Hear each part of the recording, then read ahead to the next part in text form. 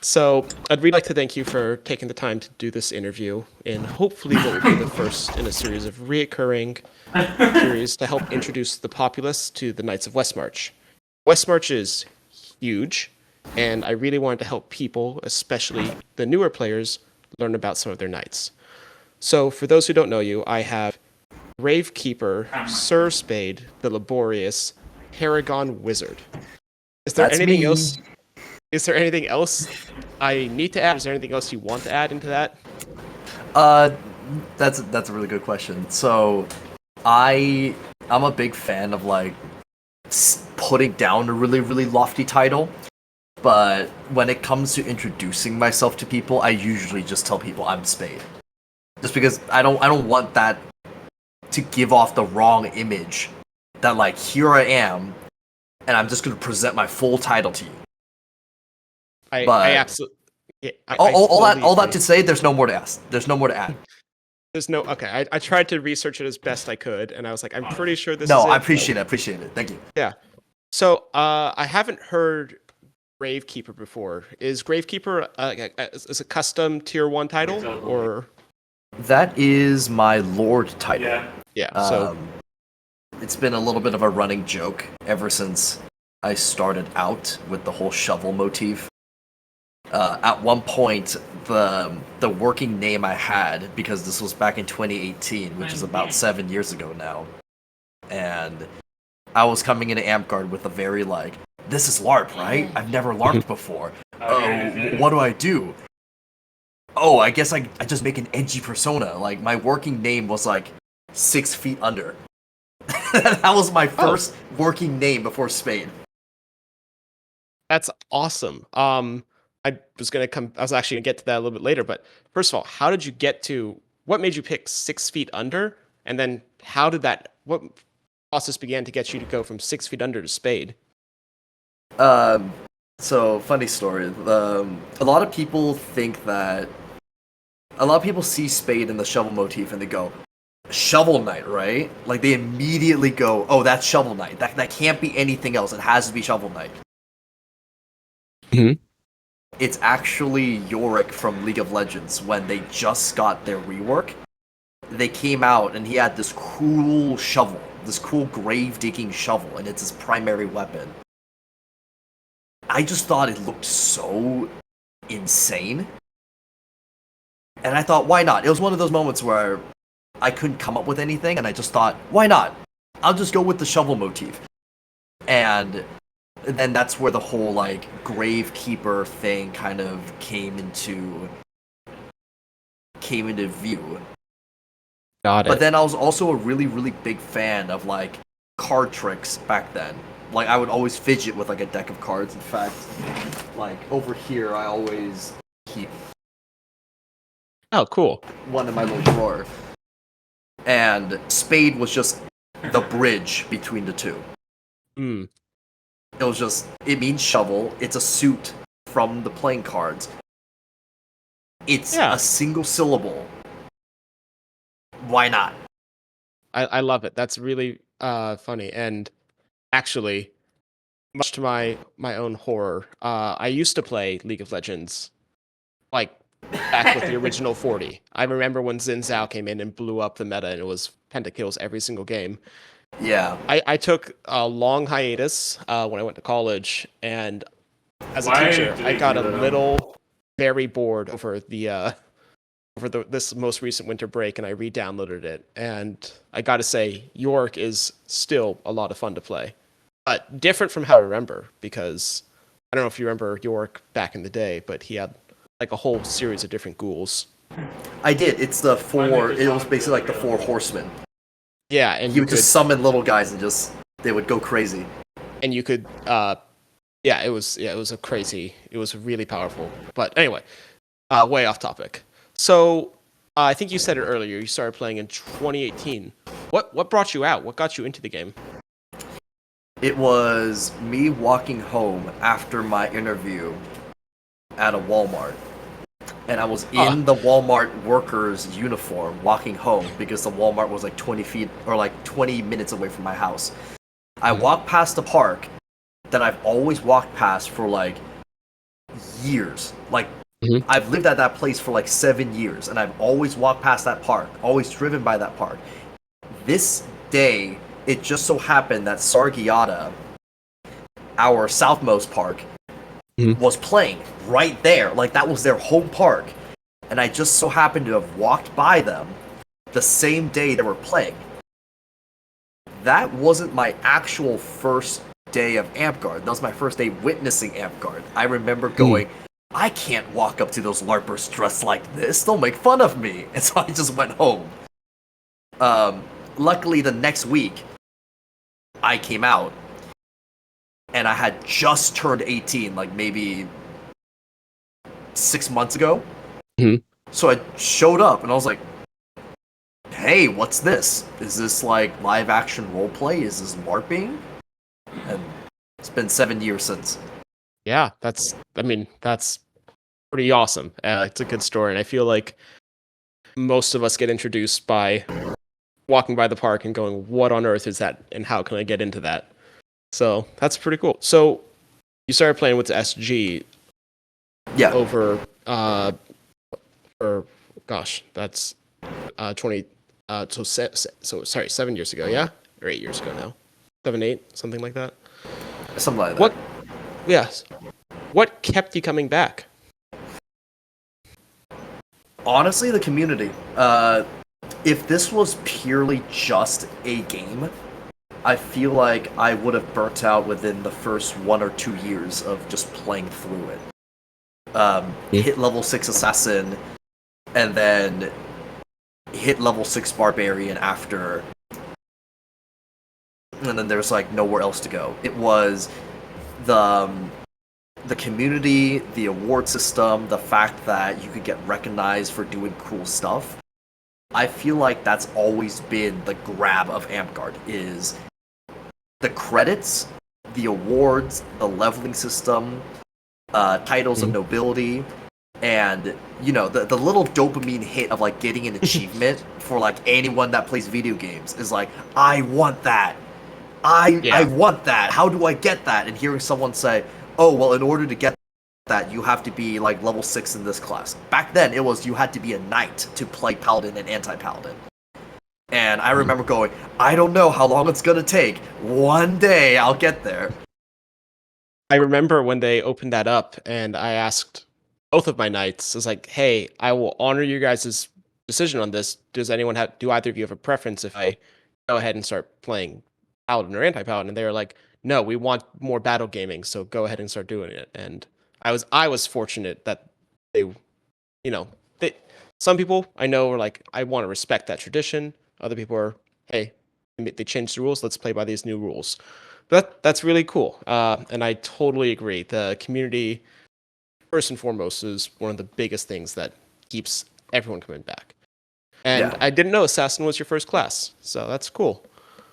Yeah, I Uh, tried out Monk, I tried out Scout, but ultimately Assassin is what really stuck, just because I was new. SG was still like a medium to big park. We had like 10 to 20 people, and wow. everyone would ignore me because I was new. So I would just walk into their back lines and kill all of them. And they would turn around and go, how'd he get back there? I'm like, I just walked. Like, Yeah. I gotta say, little anecdote. I went to Arrakis this past weekend, and because quite literally only Ost was the person who knew me there, I was, I did the exact same thing, and I'm like, I'm not a first year player, I'm not a first day player, but it was still that exciting because no one knew me, and I was just able to have a little bit of fun doing that. it's so good. Oh, it was such a good feeling. So you talked a little bit about the little dopamine hits, Yeah. and I know you've had several achievements at this point, but what was that first big goal in Amtgard? What was that? I don't know if you recall, but what was that first thing you did to overcome? First big goal, first big thing to overcome. I think I'm still trying to get there. I think Paragon Assassin was the first thing I want that. Like after hearing what like a paragon was, and kind of getting hyped up that like, oh, there's a paragon this in the park, there's a paragon that in the park. I want Paragon Assassin. Hmm. Um, Granted, I haven't really been on that path for a really long time. I've kind of, I don't want to say given up. Other things have just taken priority, and I've kind of just moved it to the side. But I guess I'm still going for it. That's a really good question. Yeah, my first hurdle and first thing that I really, really wanted to like get was Paragon Assassin, and I'm pretty happy actually that in 7 years' time I still haven't gotten it. It means there's still somewhere to go. Huh. Like I haven't hit the proverbial like end game. Big quotations in case the visuals don't record. Yeah. Big quotation. The proverbial end game of Amtgard. I love that, and your story is probably different from a lot of people. Where Paragon, a lot of people might not do Paragon, but I also know a lot of people don't ever get to a Serpent Knight, which you are, which is huge. So before we start diving into knighthood, you do already have a Paragon hood. So what? I don't want to say what sidetracked you, but what got you to get off the assassin path and say, "Hey, I want to be the best spell slinger around"? I want to give Sir Scoot the credit for this. So Sir Scoot the Sharp, he was one of the people, one of the big personalities down in SG when I first started out. He was kind of this guy that would like fact check you. You thought you knew something about the game. He's the wall that goes, no, you don't. This is what you got wrong. Here's a right way to do it. And I really, really adore and respect him for that. He was the person that went, hey, Spade, I think you'll actually be really good at Wizard. And at the time, I was like, what are you talking about? What are you talking about? Wizard? Like, why would I play Wizard? I want to be a sneaky assassin dude. And he's like, no. Like, I've heard how you cast things. I heard how fast you, like, cast your abilities. If you practice in the car, like, if you just practice a little bit while you're driving, you're gonna get insanely good at Wizard. I remember going home going like, that's a load of crap. I'm never gonna play Wizard. And I guess off on the side, at one point I went, why not? I'll level Wizard to level 6 and I'll just let it sit there. It's a cool class, I guess. I got to level 6 Wizard, I built a spell list, and I went to a big event, and my spell list was a little bit of everything. It was like a buffet plate. Like, I just went there and went, hey, I want a little bit of everything. Give me every single spell in the spell list. I had Icy Blast, Shove, I was running Battle Mage, I had Pyrotechnics, I had Fingers of Death. It's a messy list, but again, it was like a Swiss Army knife. Yeah.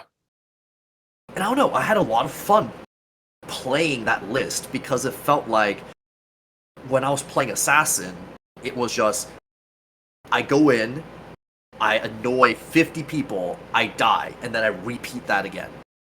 Wizard felt like, oh, my teammate's frozen, I can release them. Oh, this annoying warrior is showing up again, I can shove them. Is he still here? I can freeze him. Oh, this one person that has enchantments is like causing a ruckus? Dispel. This one person needs to chill the fuck out for like am I allowed to cuss? You know what? Sure. It's. I'm sorry. We'll play around with that. This one person that's been annoying everyone on the left side, freeze him for 30 seconds. Why not? By the end of 30 seconds, Swift Touch Shatter. Like, it's so versatile. It's so much fun. And I couldn't help but when I got that title to immediately think, damn it, he was right.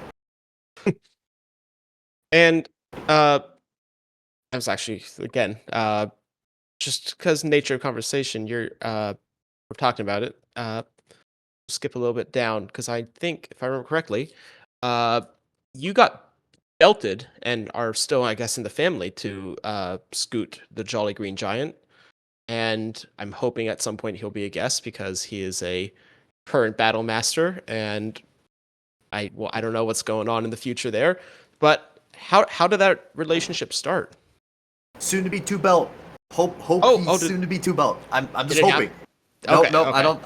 Okay, you're not talking from the circle. You're just. I'm not talking you're from anything. hoping. I'm hoping soon to be second belt. He deserves it for sure. Um, Every interaction I've had with him has been excellent, and I've always enjoyed when he's come up to Wyvern Spur to say, "Oh shoot, we got a Paragon." I can't even remember which Paragons he has at this point, and Battle Master, and just also, as you were saying earlier, friendly guy who will help you stay on track.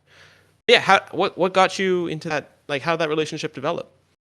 So, this might be this would be the first time I've talked about it. I suppose publicly in like a really really big platform, or like something that would reach out to a lot of people. Normally, I've just told the story to like one or two people in like hushed conversations. Our relationship as knight and squire was actually, I don't want to say rocky, but it was something I didn't really picture myself doing. And how it happened was one day he just brought up, "Hey, have you ever considered squirehood?" And I said, "No, I've never really considered that." In the back of my head, at this point, in all honesty, even though I say, "Hey, this community means a lot to me," and to this day, I will say, I don't really, really regret being a squire before a knight, because I think that shows you can't get where I am without people behind you and without people next to you who are walking the same journey with you. I think it's very symbolic. When he mentioned, "Hey, have you ever thought of squirehood?" I said, "Not really." And then the question popped up like, "If I squired you, would you accept it?" And at the time I was like, I don't really know. Next week, he shows up with a red belt that he custom bought, and it had like a shovel emblem on it. Oh, that's cool. He's like, "Hey, here's a squire belt. You could take it or you could leave it." And not to make it sound horrible, but there was some pressure. It's a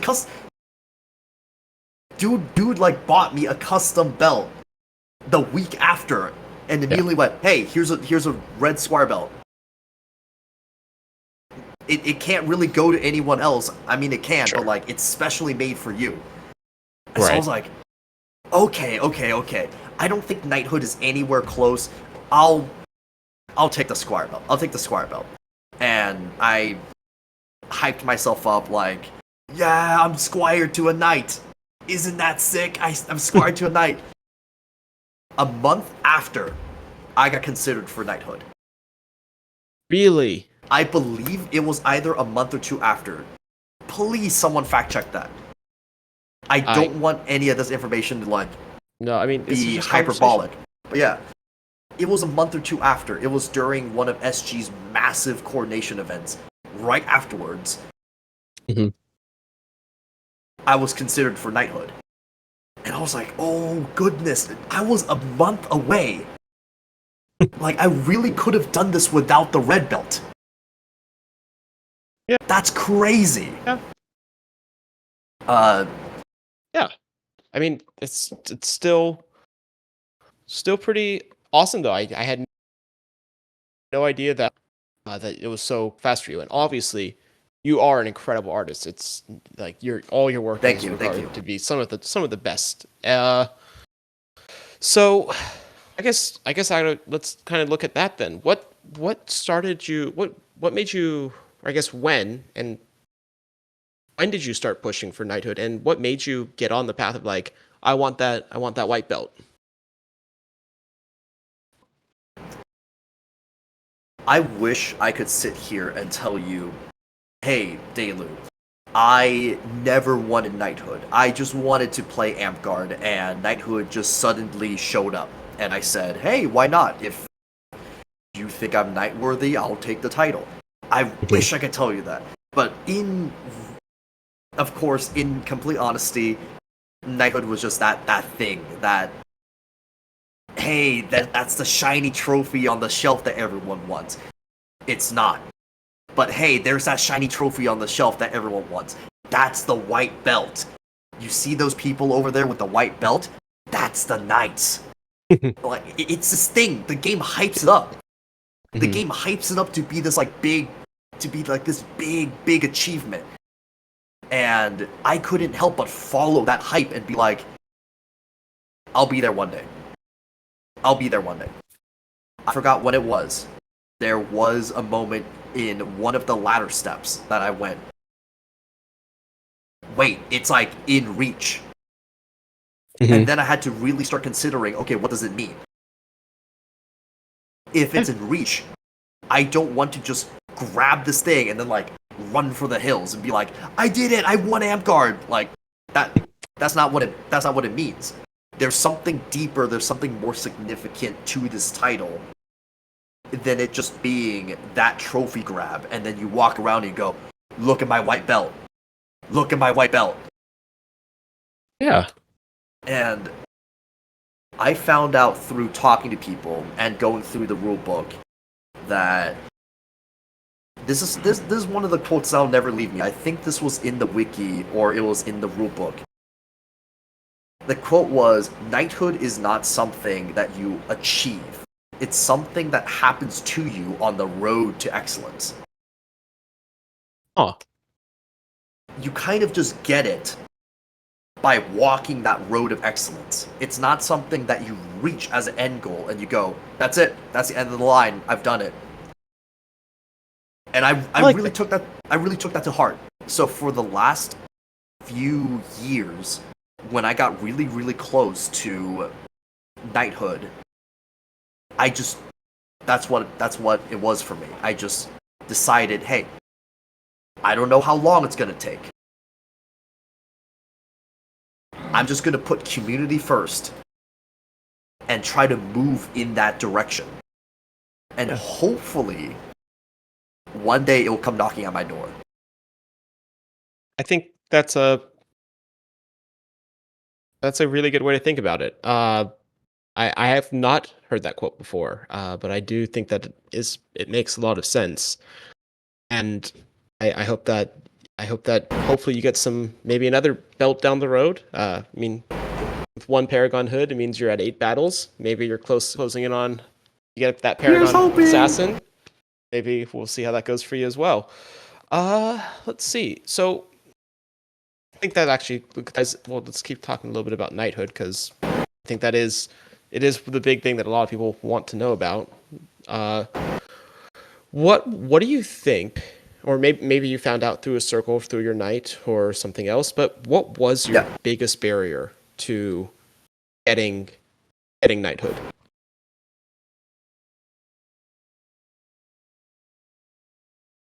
My biggest barrier to getting knighthood. So this is a bit of a weird case. I feel I don't think I really had a barrier getting to knighthood unless you want to count the wait. Like the when is it gonna happen? When is it gonna happen?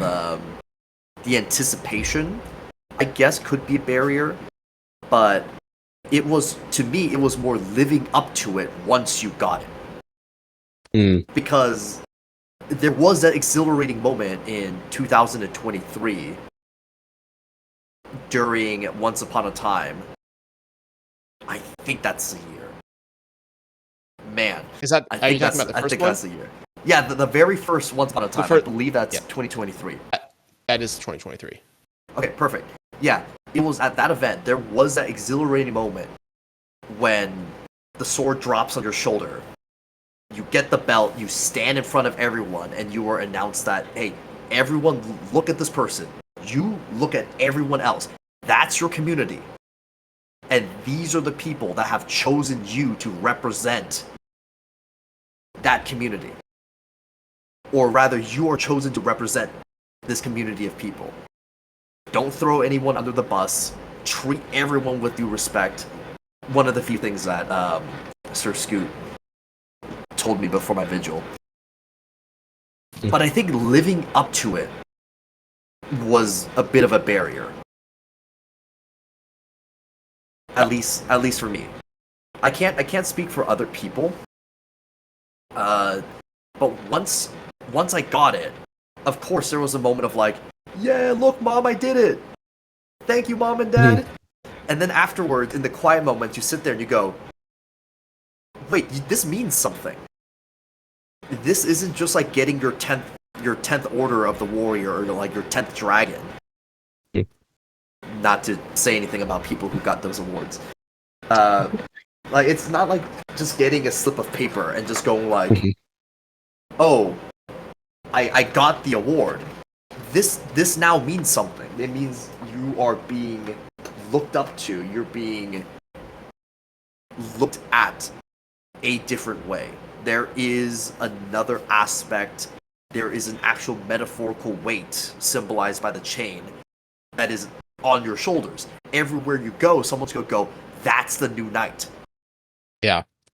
Oh, he crashed out on the field? That's a knight. Why is a knight crashing out? So living up to and continuing to live up to that mantle is I would say the barrier. At least for me. Okay. No, I mean, I think that's definitely a huge thing. I've tried to. The question I've been asking some of the newer knights during their vigils is like, and I think that's just a good question to continue to ask, because some people, they might have had a big barrier before the white belt got and the chain got dropped, or for other people, it might be, hey, I recognize this is a continuous barrier. There's no perfecting it. You have to keep pushing. But I agree. I like that. Alrighty. So let's take this into. Well, we kind of talked about your goals. We talked about a little bit what you want to do. So let's talk a little bit about time. What do you think? What is your all-time favorite memory in Amtgard? Do you have? If you could pick one moment, what would be a day, a game, or an event? What would be, if you could narrow it down? This was the event that was the crucible from which I got Paragon Wizard. And it's a really funny story because I believe I earned Paragon Wizard by not playing Wizard. What happened was, it was at Darkshore, I believe, because there was the whole like castle setup. This was during the Darkshore where it was Monty Python themed, and they did the whole nobles versus peasants, and the police would like metaphorically come in and like arrest all the nobles, arrest all the peasants, and then the police like won at the end, just like the movie. Yeah. There was this amazing castle set, and this battle game would not have been the same without that castle set. One where you could physically climb the tower and stand up there and start like shooting or casting down at people. And it was the peasant's job to breach the castle. And it was the noble's job to defend the castle. Someone gave me Gift of Air. Sorry, what were you playing at the time? I was playing Wizard. Okay. Yeah, I was playing Wizard. Someone gave me Gift of Air. And what I meant by not playing Wizard is I went up to the tower, I exhausted all my spells, and then I just started yelling at people. Like, I started playing up the noble, like, get out of my castle, leave, get out of my castle, what are you doing here? Someone would throw a throwy at me, and I would just shout, Gift of Air, and then duck down, come right back up, and be like, hey, you're gonna get fined. You're gonna get fined for doing that. And eventually enough people were like, dude, someone go shut him up. They got the barbarians, they got the archers with the phase arrows, and they kept on pelting that tower.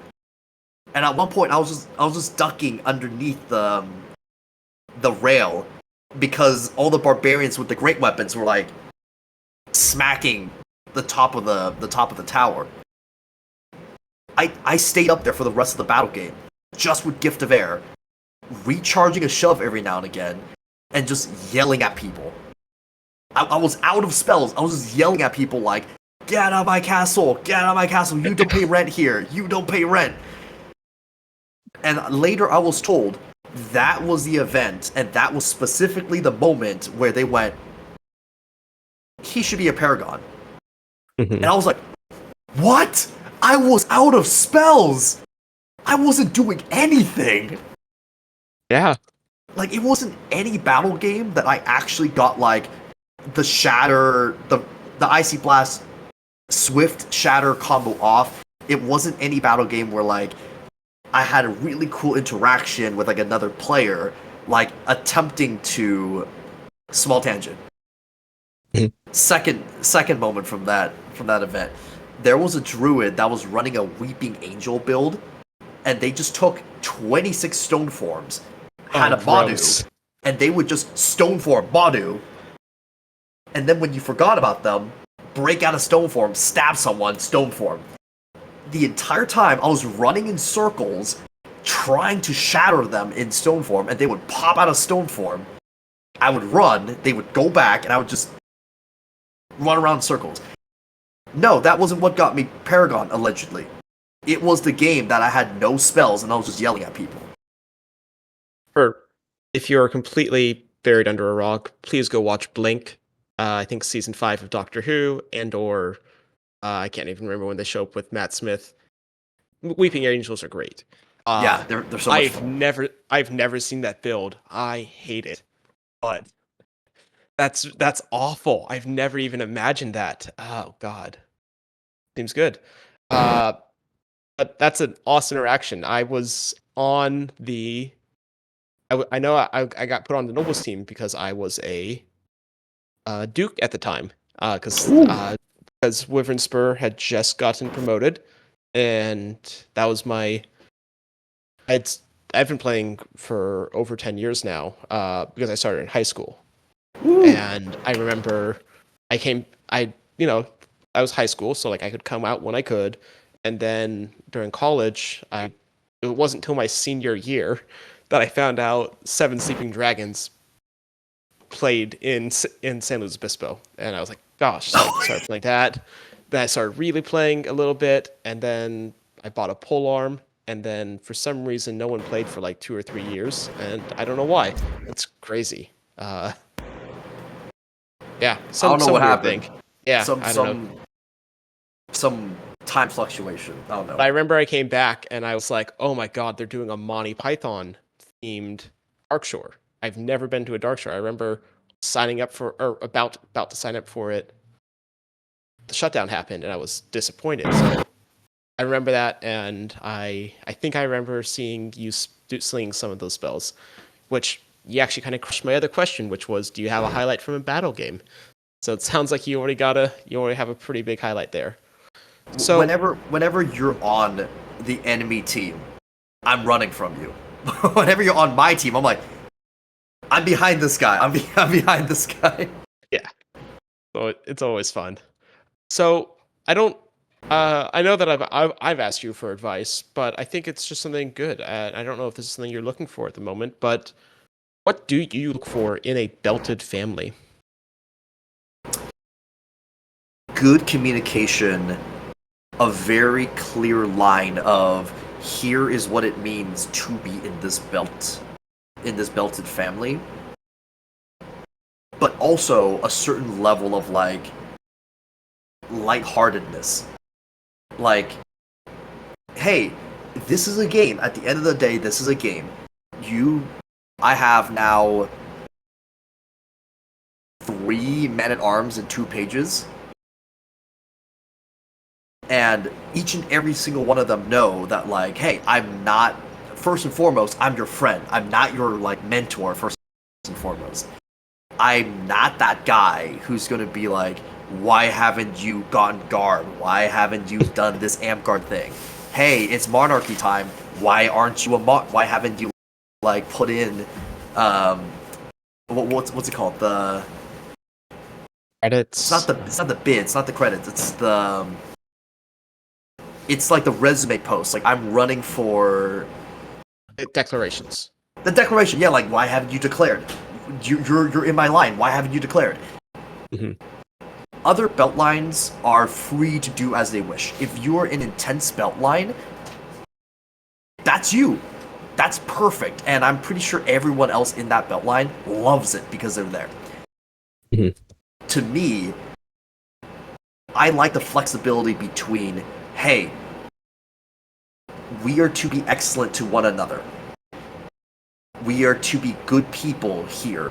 We're to treat everyone with respect. We're to have open communication with one another. But also, have fun.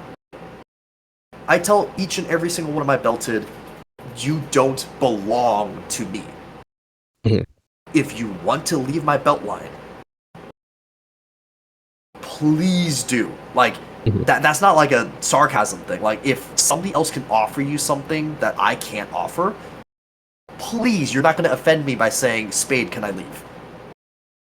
Yeah. Please, like, go seek out your excellence. Go continue on your journey. Don't let me chain you down over here.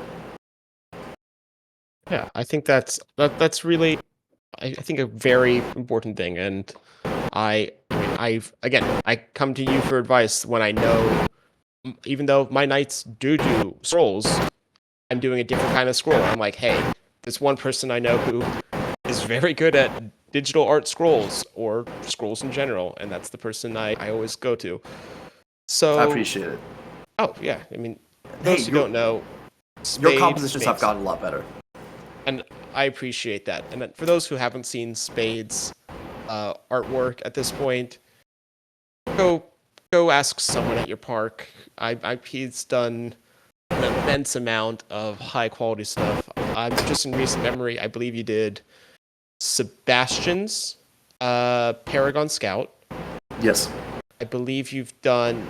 I know which knighthood did you do recently? I believe you did. Recently,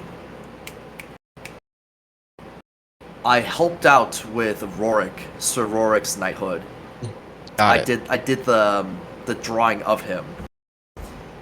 But the most recent completed scroll, I believe, to my memory, and I apologize if I missed someone, is the late Lady Sibylla, I believe. Got it. Yes. Spade goes all out. Definitely take a look. I think his work has been posted several times on Facebook. So go dig around for that.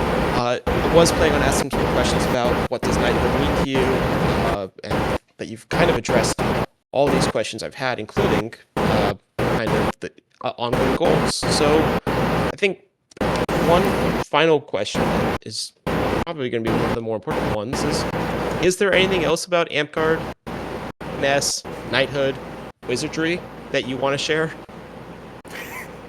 Uh, yeah, sure. I think there's a few things I can touch on, and if I end up going on this like really long-winded rant, feel free to just stop me wherever.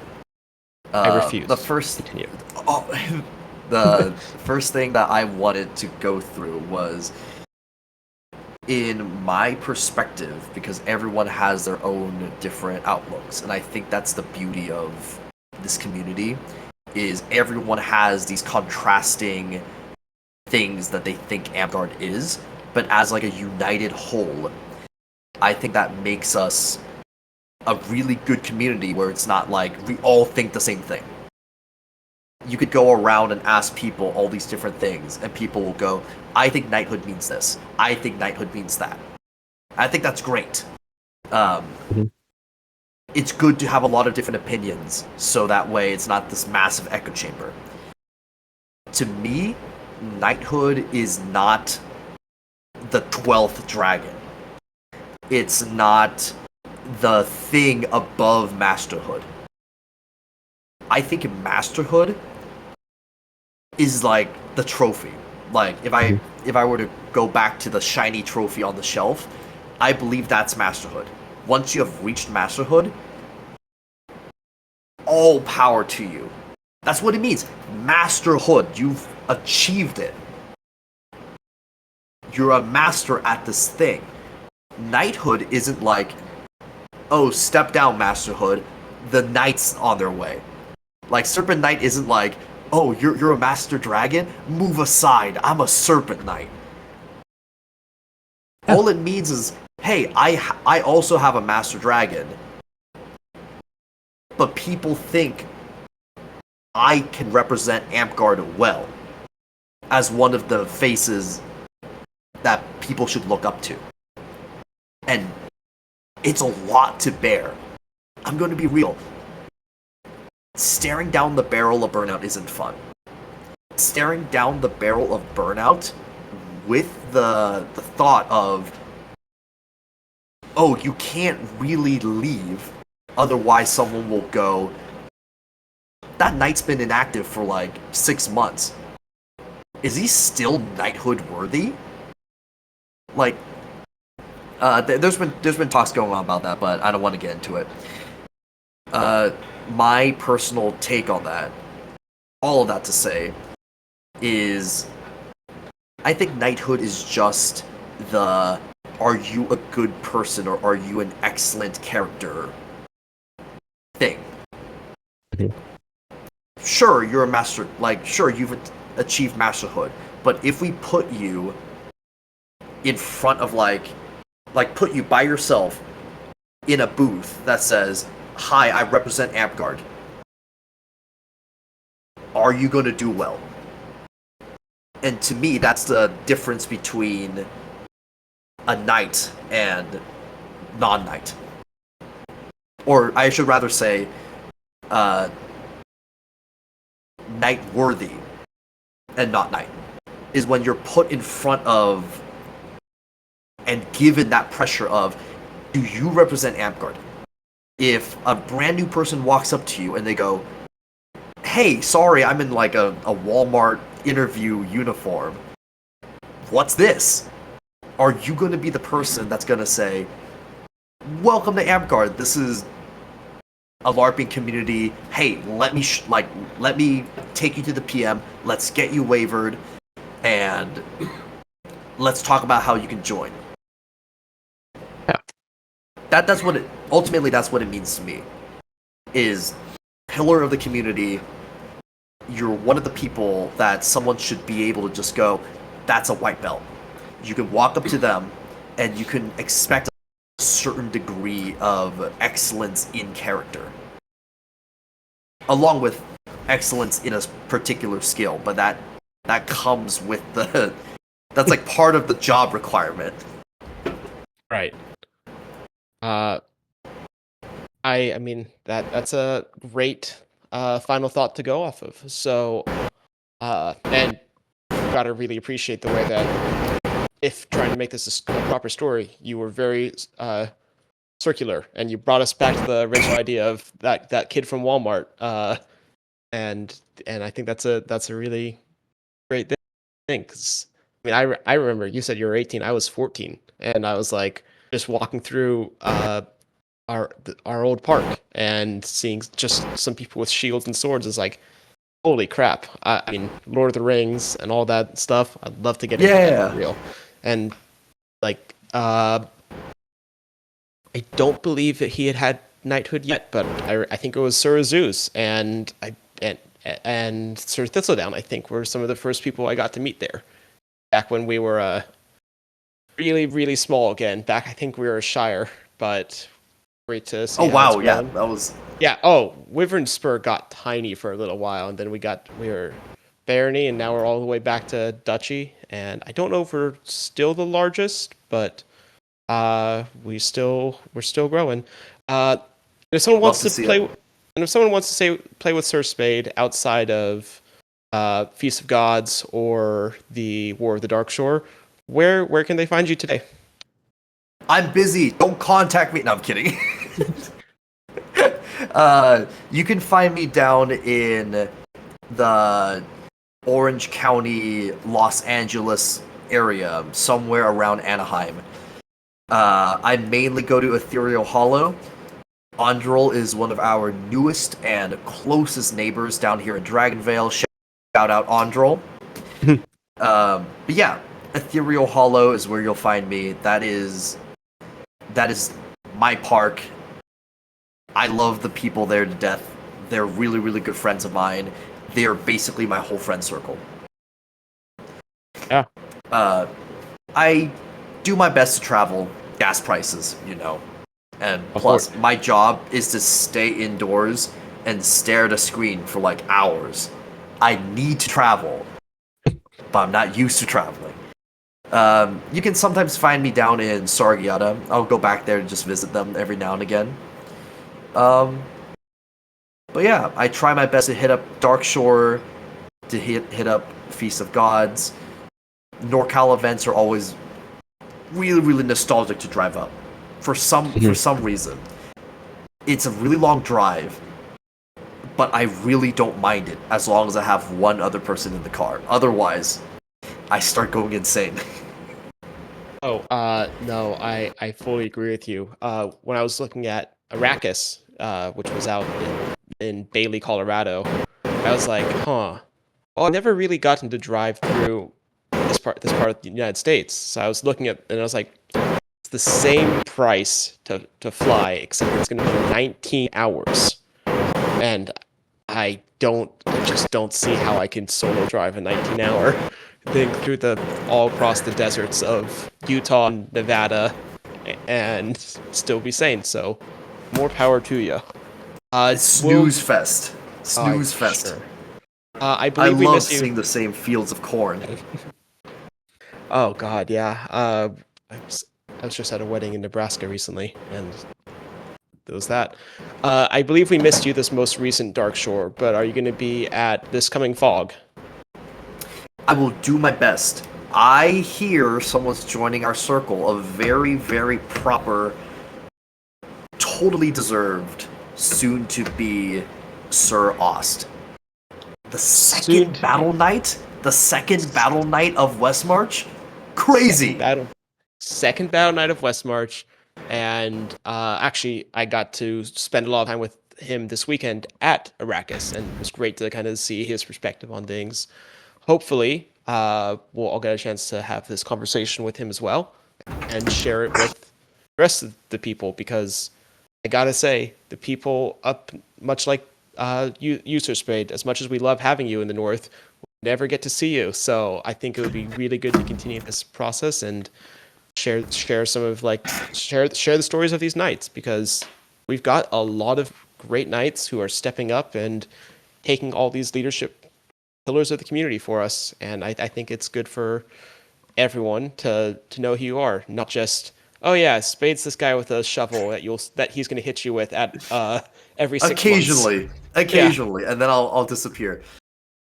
exactly. Yeah, But I got really, really big hopes for Ost. I think he's gonna do really, really great. When we I haven't. last talked to him, he had this really lofty definition of knighthood, and that's primarily why I bring up that like it's great that everyone has these different definitions. I'm not going to spoil it.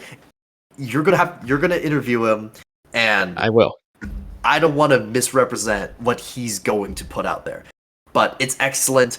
I think that he's going to live up to it incredibly well. I have really big high hopes for him. And hey, thank you so much for doing this podcast. Anytime someone tries to bridge the big gap between, it sounds so like strange to say, the north and the south of California, NorCal, SoCal. Anytime someone attempts to bridge that gap, I believe is one step closer to everyone just having a more unified and fun time at larger events instead of just those are the people from down south that we never see. They made one tiny mistake and now I'm like that's what the south is about. No, Ooh. I have seen it.